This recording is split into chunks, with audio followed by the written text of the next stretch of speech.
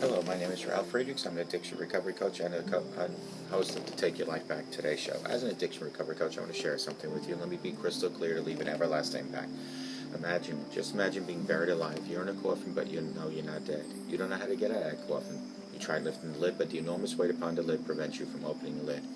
You then try to bang on the lid that maybe you'll unsettle the dirt and somebody might notice and start digging their way down towards you. This is what it's like to find yourself at the lowest point of alcohol and drug addiction. You know you need help. You know you can't do it on your own. You just don't know where to turn for help.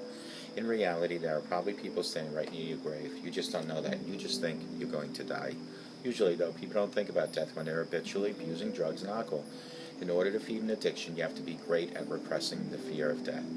I often ask you, my audience, did it ever cross your mind while you're abusing drugs and alcohol that you might just overdose and take something away that was given to you by the Lord Jesus? And if that's not selfish enough, think about this. You're taking your life away from people that love and count on you most: mother, father, brother, sister, husband, wife, children, and grandchildren. With this, let me leave one last thought. Don't be like the person that went to their grave and didn't pick up the phone and call for help. Give me a call at 844-405-HELP, and I promise you I'll help you take your life back. And there are other people like myself, life coach, addiction recovery coach, people like Larry, guys from the Guys Academy at 516-458-2741.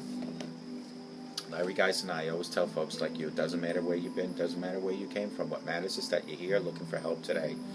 Pick up the phone and call Larry at 516-458-2741, or go to his website at www.odysseyconsultant.org and let Larry help you go from addiction to recovery, from depression to happier times, from low self-esteem to raising it. Larry Geis from the Geis Academy, 516-458-2741. Folks, don't forget, when you take your slippers off at night, don't just put them by the edge of your bed, stick them directly under your bed, far. That way in the morning when you wake up and God allows you to see the streams and the waterfalls, you jump to your feet, get on your knees to retrieve those slippers you put under there the night before. And while you're on your knees, let God know how you really feel. Let God know that how thankful you are for having a home, the bed you just slept in, the slippers you're going to put on, the food, the relationships, your health. Ask God for daily guidance and direction, for mercy and forgiveness. Do this each and every night. Put your slippers under your bed and do this each and every morning. Retrieve your slippers up and get on your knees and pray to God.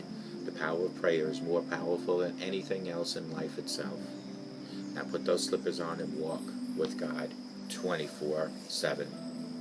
What is the meaning? What lacks the meaning in life to substance abuse, depression? Lack of meaning in life because of substance abuse and depression. Think about those words. Something's missing there. A lack of ultimate meaning in life, considered an important dimension of spirituality, is associated with alcohol abuse and drug addiction, as well as other mental health problems, including anxiety and depression, according to a new study at the Florida Atlantic University. Although adult attachment styles and spirituality have shown to be protective factors against depression among people being treated for drug addiction, no studies to date have examined how these two factors together are related to depressive symptoms in today's population.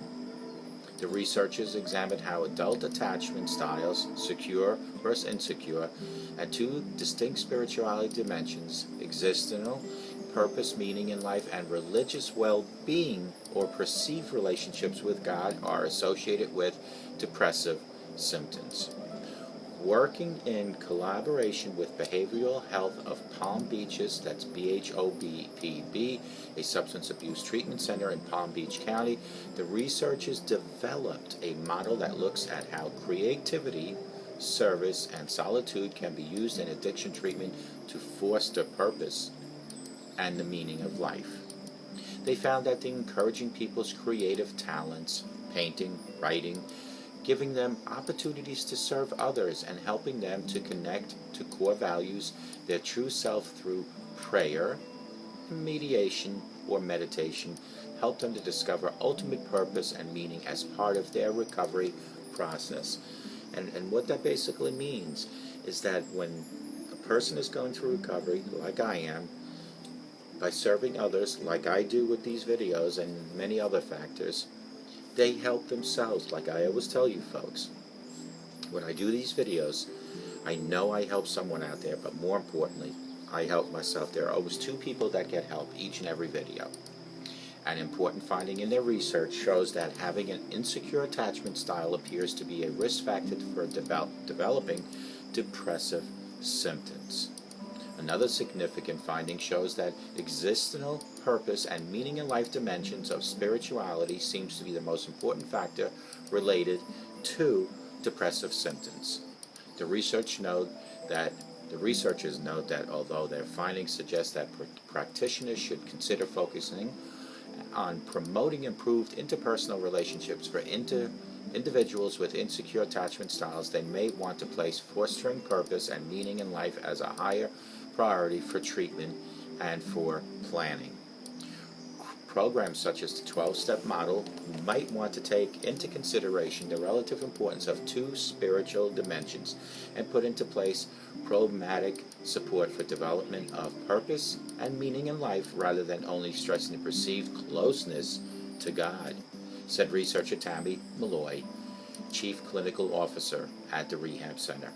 The new findings are extremely important because they shed light on different ways to help individuals in treatment addiction, noted John Graham, PhD, Professor and Director of the hospital. This in turn not only helps clients receiving treatment, but also improves how addiction professionals do their work all the way around, contributing to the health and well-being of broader community. It's a pretty simple concept. When a person like myself goes out and helps people, when I talk to you about the slippers under the bed and talking to God, when I talk to you about having a sober day promises a better tomorrow, when I talk to you about anti-drugs and anti-alcohol, it's not merely to relay that message through a camera and into your living room, into your kitchen. It is to help me. Because remember, each and every video, all 1,466 now, all required for me to get the material. And by getting that material, I need to read that material in order to stick it on the teleprompter. Although I read it to you from a teleprompter, I have already read that material. Not only that, but when I do read it to you in a teleprompter, it sticks in my mind again. It's 24/7 living of sobriety. I said on an interview about 2 years ago on a show that sobriety is a job, a full-time job in itself. It requires you to give and give and give to get and get and get. You can't just merely say you're sober and that's the end of that. You have to live the life that's required to be sober by living life in sobriety. And now I have a visitor. This is Manta, and Manta is the executive director of this show. But Manta wanted to say hello. But folks, the simple concept is when you're helping others, you always help yourself. In anything in life. A simple smile, a simple opening the door, a simple carrying the bag, a simple getting the garbage out for an elderly. Those are all factors.